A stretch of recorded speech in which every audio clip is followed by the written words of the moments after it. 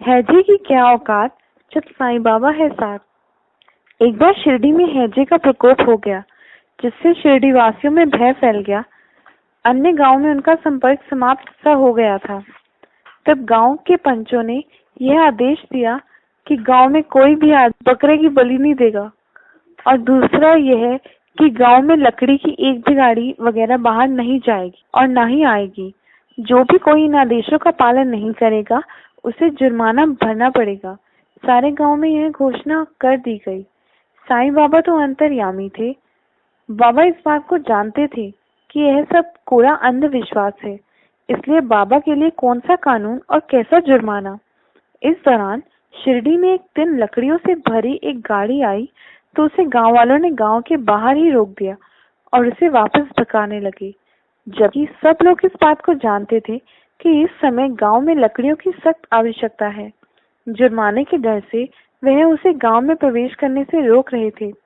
साईं बाबा को जब इस बात का पता चला, तो वह स्वयं वहां आए और गाड़ीवान से गाड़ी मस्जिद की ओर ले जाने को कहा।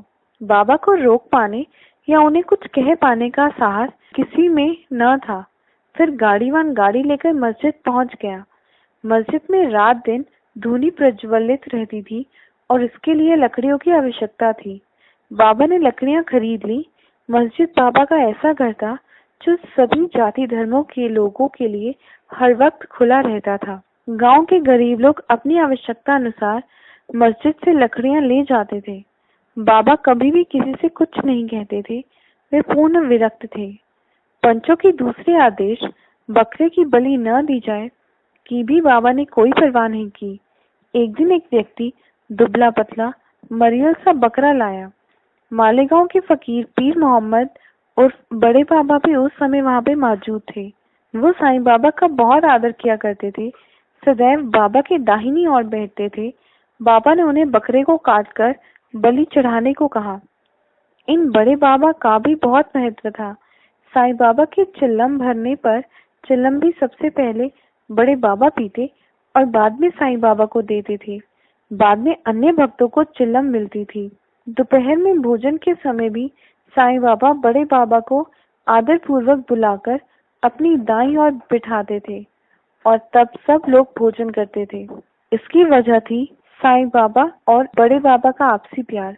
जब भी बड़े बाबा साईं बाबा से मिलने के लिए आते थे, बाबा उनकी मेहमानवाजी में कोई कसर बाकी नहीं छोड़ते थे। बाबा के पास जितनी भी दक्षिणा इकट्ठी होती थी, बाबा उसमें से 50 रुपए रोजाना बड़े बाबा को दिया करते थे, और जब वे शिरडी से विदा लेते थे तो बाबा उन्हें कुछ दूर तक छोड़ने उनके साथ जाते थे। इतना सम्मान करने पर भी जब साईं बाबा ने उनसे बकरा काटने को कहा, तो उन्होंने कहा कि बलि देना निरर्थक है, बेवजह किसी जीव की जान क्यों ली जाए। तब साईं बाबा ने श्यामा से कहा, अरे श्यामा, तू छुरी लाकर इस बकरे को काट दे। यह सुनते ही श्यामा राधा कृष्णा माई के घर से एक छुरी उठा लाया। छुरी लाकर बाबा के सामने रख दी। लेकिन जब राधा कृष्णा माई को यह पता चला कि आज मस्जिद में बकरे की बलि दी जा रही है, तो वह अपना छुरा उठाकर ले गई। फिर श्यामा दूसरा छुरा लाने के लिए गया तो लौटा ही नहीं। बहुत देर तक इंतजार देखने के बाद श्यामा मस्जिद नहीं लौटा। तब साईं बाबा ने काका साहब दीक्षित से कहा, काका, तुम छुरा लाकर इस बकरे को काट दो, इसको दर्द भरी जिंदगी से मुक्त कर दो। जबकि वास्तव में बाबा उनकी परीक्षा लेना चाहते थे।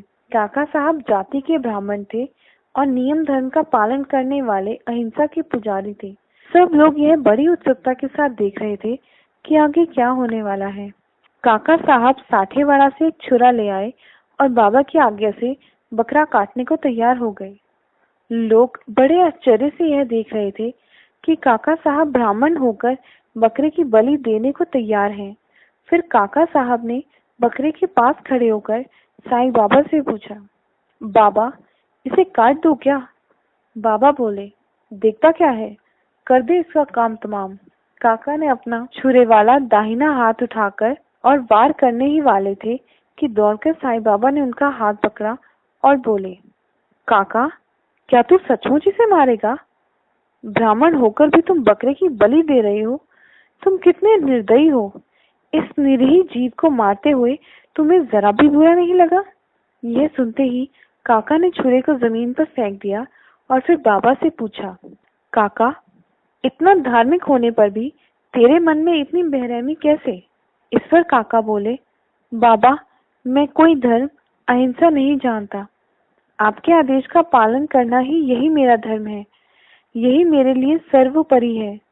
यदि आपके आदेश पर मैं अच्छे बुरे का विचार करूंगा तो मैं अपने सेवक धर्म से गिर जाऊंगा।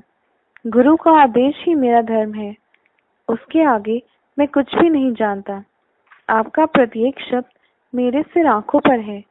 आपकी आज्ञा का पालन करते हुए मेरे प्राण भी चले जाएं तो भी कोई चिंता नहीं। आप मेरे गुरु हैं और मुझे आप पे पूर्ण विश्वास है।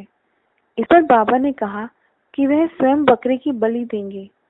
तब वे तकिए के पास, जहाँ पर उनके अनेक फकीर बैठे थे, वहां बकरे को बलि के लिए ले जाने लगे, लेकिन रास्ते में गिरकर ही बकरे ने प्राण त्याग दिए। बाबा ने गुरु आज्ञा की महत्ता दिखाने के लिए यह सब लीला रची थी। बड़े बाबा जैसे मुसलमान भक्त भी जहाँ इस परीक्षा में खरे ना उतर सके, वहीं एक शुद्ध शाकाहारी ब्राह्मण बिना किसी बात की परवाह किए परीक्षा में सफल रहे।